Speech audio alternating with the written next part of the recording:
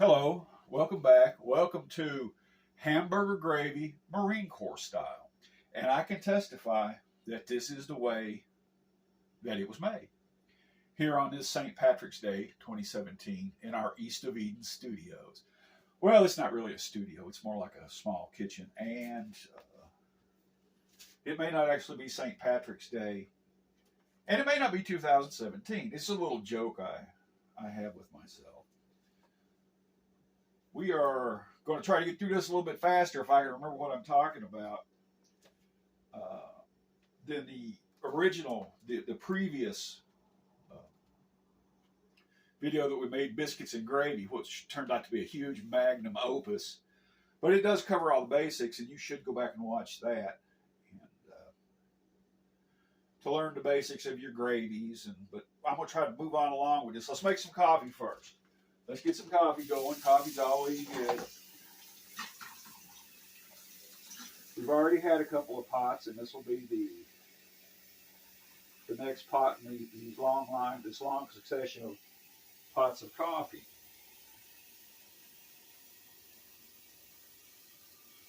There we go. That should be enough.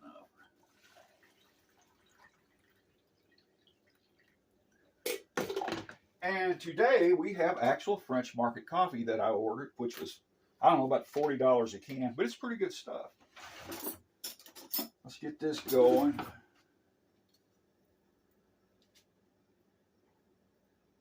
And it doesn't take much of that. It's potent stuff, coffee with chicory, and it is yummy. Let's put that back. All right, we're going to... I have a pound of hamburger,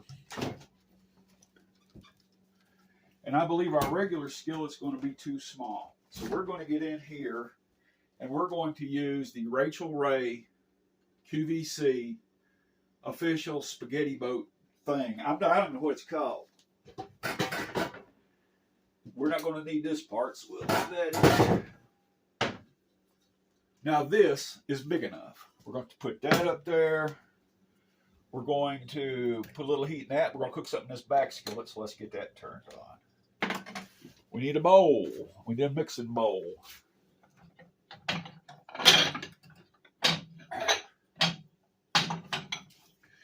My grandmother come out of the Irish coal mining community, Scotch-Irish Welsh coal mining community up there in Appalachia. She had 7, 8, 9 daughters.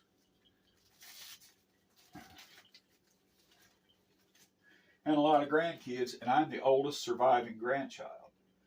My two older first cousins have passed. James, which I didn't know too much about, but Larry, Michael. So we're going to save that because we're going to make a hamburger patty with that. We're going to put that in there for the gravy. We're going to put this in the trash over there. We're going to rinse our hands off. Always have clean hands. Hopefully you're clean. Now you can have this hamburger gravy with biscuits. You can put it on top of hash browns. It goes great with scrambled eggs. But we're going to do a little something different with it, which will come here briefly. Now my first cousin, I'm the oldest surviving one. Okay, we need to whip an egg.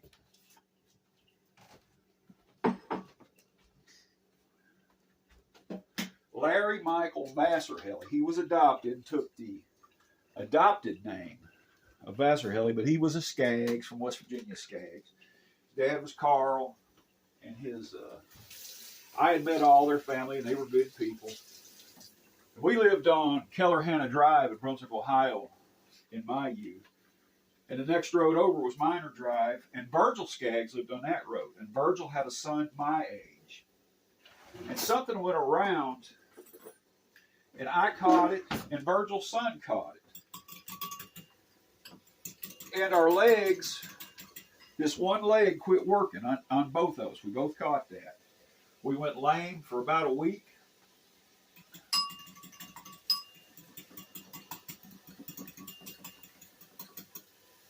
I went to the hospital 3 or 4 days, got over it. Nobody ever knew what it was, what caused it. But from that day forward, I've got rheumatism in this knee. It gets cold, my knee hurts. Don't know what it is. But Mike was at Camp Lejeune and drank the, I believe he lived over in the married housing, and he drank the, apparently the motor pool was spraying engine degreaser, which ran into the groundwater. And it was really bad in some of the married housing. I was there. I was at the receiving barracks. And first day I was there, this guy come up to me. He goes, "Hey, man, what's up with the water in this place?" I said, "I don't know." He said, "There's seriously something wrong with the water here." And I went on. And I didn't know more about what he said for a while. But then I went and I got a mess hall glass, and went and got me a glass full of water. We did a little taste test, a little smell test, and it did indeed smell and taste like glue. And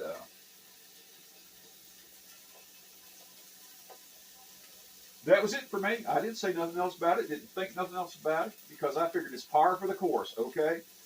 The water tastes like glue. So that was the Camp Lejeune historic drinking water problem. We drank the water at Camp Lejeune.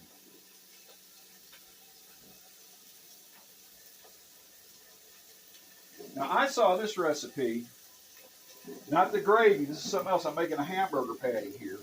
That was a Bannock chicken egg that we raised here on this plantation. And I'm going to make our wonderful, lovely camera person a separate burger to have with hers.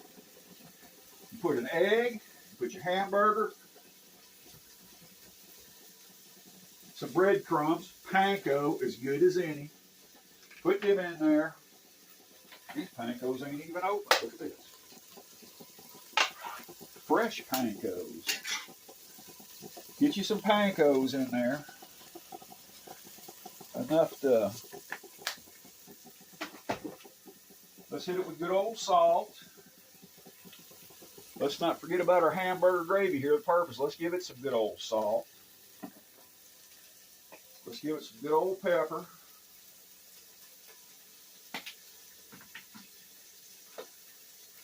Let's cut the heat down because I'm talking more than I'm cooking. And we need some, let's put some onion powder in this. In our burger here. Little onion powder. Patty this up real good. Get us a patty going.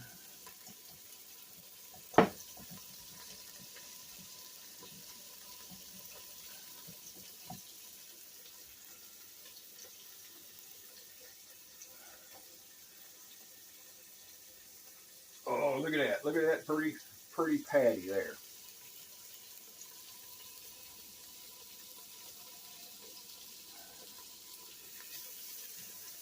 Get that in there. We're done with that.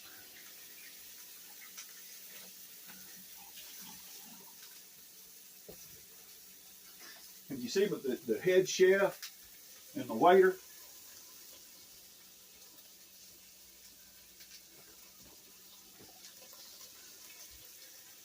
Now, this calls for whole milk, but it just adds extra calories, so we're going to go a little bit thinner on the recipe here. Let's get our hamburger kind of chopped up.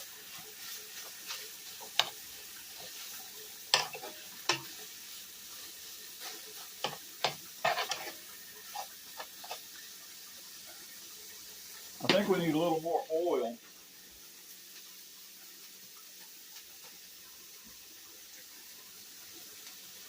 A little oil in there, a little oil in that, so I can get it headed in the right direction. We'll need some warm water in this.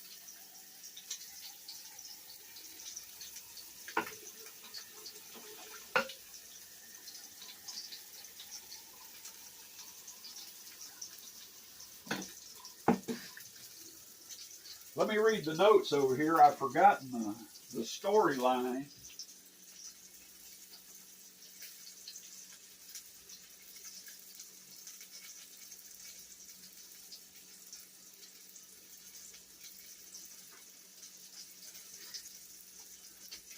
But my grandmother up in West Virginia, she was come out of the Farrell.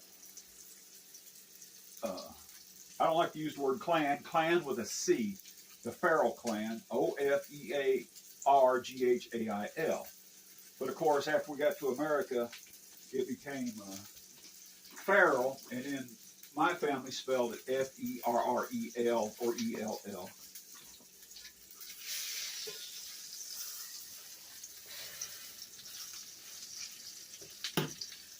But my grandmother was always intrigued with what I would say.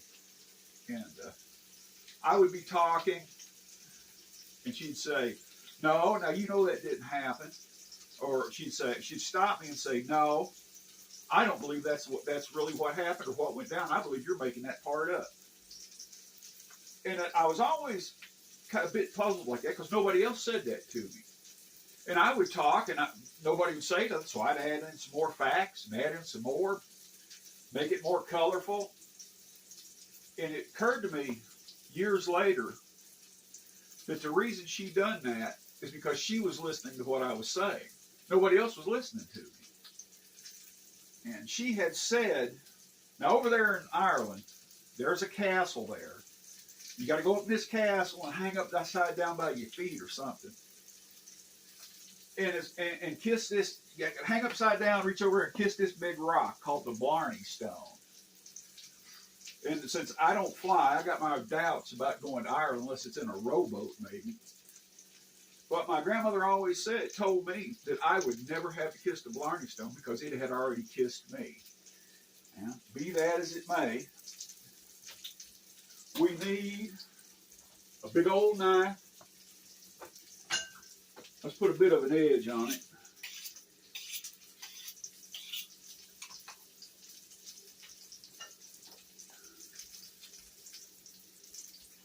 Let's get us an onion here. Now, I've seen them on these cooking shows do this fantastic knife work and slice up these onions. And I've never acquired those chef skills because I'm not a chef. So what we're going to do is we're just going to cross hatch it here.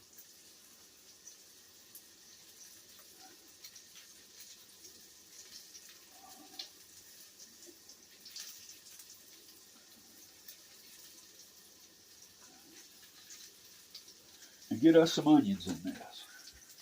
Good old onions. Lots of good old onions. Look at that. The more the better.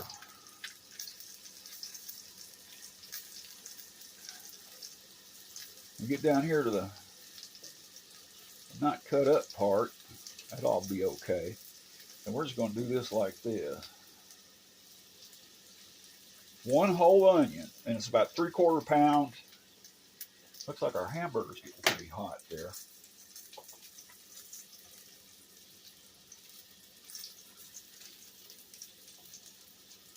And you cannot eat like this every day.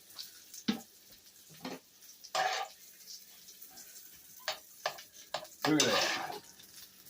We need to get some heat on that. We need to flip our burger over.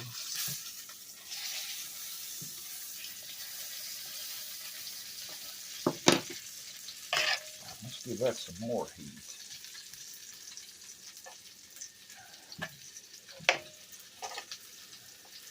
Now these are the exact ingredients. There's just one curiosity that has crept into my psyche. Let's get back over here. We need Worcestershire. Just go ahead and start hitting it. Hit it with that Worcestershire.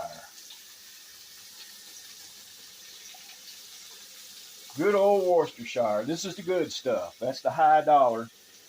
But you know, I've tasted this and the cheap. I can't tell the difference. There might be one, but I don't know what it is. Put some more in. Yeah, we got it going. Now there's another ingredient that has entered into my world at some point. It's crushed red pepper, but I don't believe that was an original ingredient.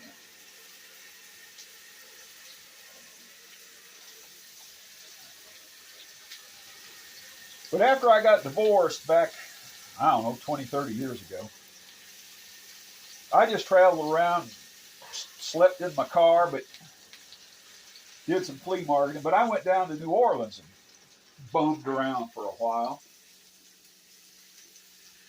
And I was coming down one of those roads on foot. I parked my car somewhere, and I was just walking around the French Quarter. And I come down this road, and there was a gentleman pacing off, and he was drawing things with chalk. And he would draw something over here with chalk, and he would pace it off, and he would say things.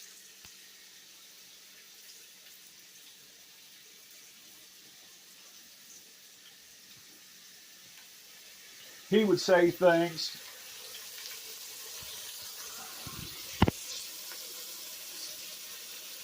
See, I don't know how to start it again. How did what that cassette come up there for?